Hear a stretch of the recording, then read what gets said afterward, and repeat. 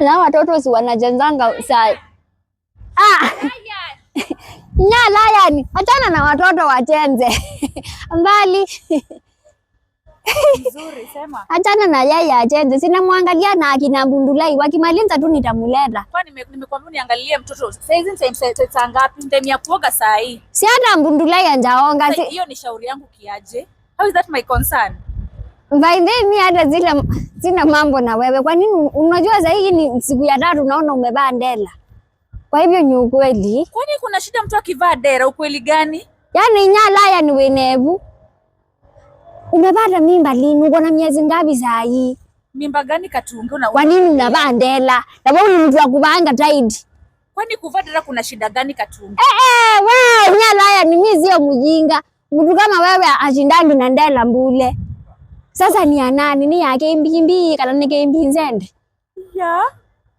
Aya. Ni ya nani sasa? Yaani unafuatilia maisha yangu mpaka unajua magari zinakuja kwa. Sasa nani ajui mbamba wako shwali? Na sasa mama Lion, sasa unaanzalia Lion, si hata ungeolewa kwanza. Mkuwe na mbamba permanent. Msikuye tenzeni kindongo. Sasa kwa nini unaanzalia mtoto na unjaolewa mbandu? So unaletea Lion mbuladha ama sizita?